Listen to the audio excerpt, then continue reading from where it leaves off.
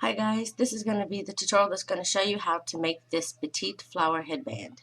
And the reason why I'm calling it the Petite Flower Headband is just because I have a tutorial already called the Flower Headband.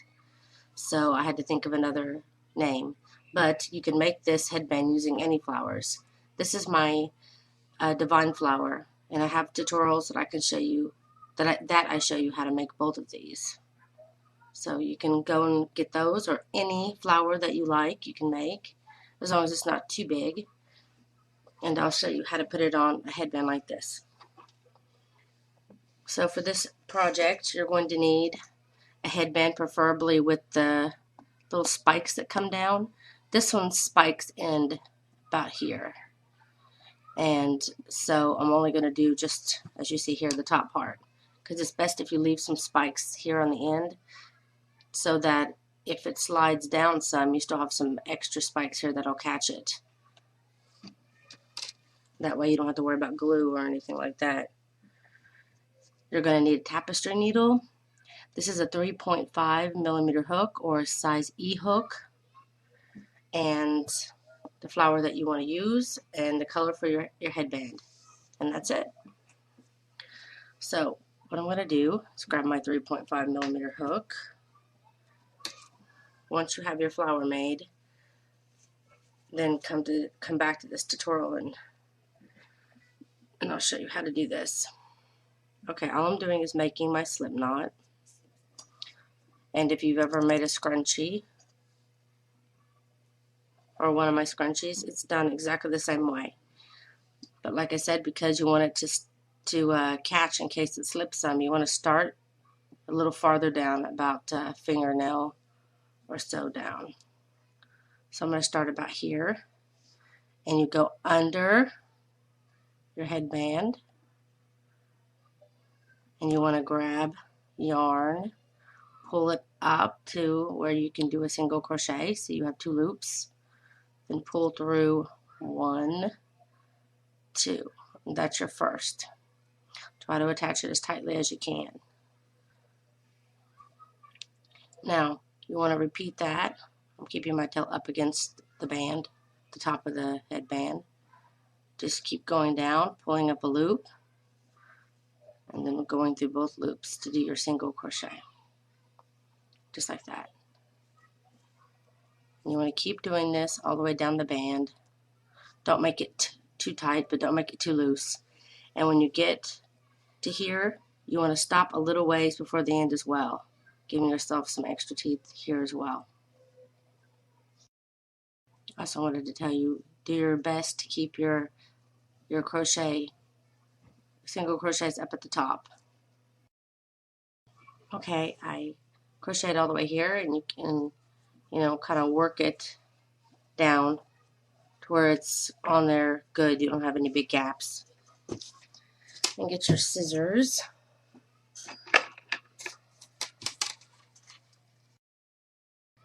I can't find my scissors. They seem to disappear, so I guess I'm just going to use these big ones. Anyway, you want to leave yourself some tail, because you're going to be using this tail to sew on your flower.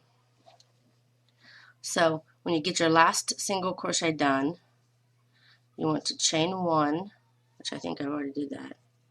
No, I didn't. You want to chain 1 just to make that knot to secure, and pull it up. Tighten that down good. You need your tapestry needle and whatever flower it is that you want to use. You're going to thread this. I hate these big scissors. They're definitely not as good as my small. To thread figure out where it is on your headband that you want it. If you want it in the top, or if you want it on the side. I want mine on the side. So I'm going to decide I want it about there. So what I'm going to do is I'm going to take my tapestry needle, and I'm going to feed it through my single crochets up on the top here, just like that. And it's going to bring my yarn through up to that point. For some reason I'm stuck. There we go. Now that I got my flower up to this point, I'm going to put my flower back, center it as best I can on the single crochets and the center of the flower. Now you can go in through the band first and then go in through your flower. Since I'm going to this side, I want to grab on this bottom part of my flower, not up here. You'll want to grab this side when you're coming back through this direction. So that I'm going through here, I want to put my needle through some of the bottom of the other, and making sure again that your center is up against where you want it to be here. So that way when you're sewing, it's not going to get off centered. Now every time I go in through this side, I'm going to grab some stitches, go through my single crochets on my band, and then grab some of my flower on this other side as well. And you want to continue to go back and forth until you feel like you've got your flower secured where it's not flopping around or anything. And that way you know it's going to stay on top. Just like that. And of course you can lift up your project. You'll be able to see it and do it much better. So continue to do that back and forth. You really need to have a long tail.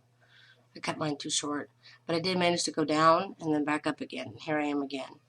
Now I'm on the side of my flower now. These are the petals.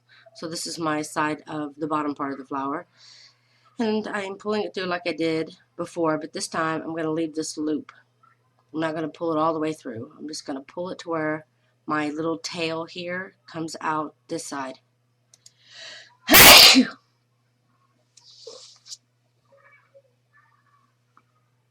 Where my little tail comes out on this side. So I'm going to pull it, and then there's my tail. And here's my loop. So I'm going to go ahead and feed my tail through my loop that I have here. See, there's my loop. And I'm just going to pull it tight. Now I'm going to get my 3.5 millimeter hook again. And to hide my tail, I'm going to go down and push myself through those single crochet stitches on my band and grab my tail and pull it through. I'm going to do it again, going in through the single crochets at the top and just pulling my tail through as best as you can. I know it's difficult, but I just want to try to hide it. And I have a little extra there, but that's okay because I can hide it in my flower here.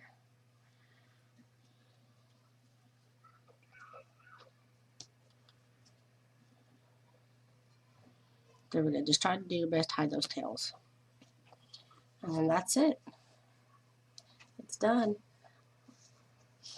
And that's how you make a flower headband. I hope that you liked this tutorial and that it was helpful.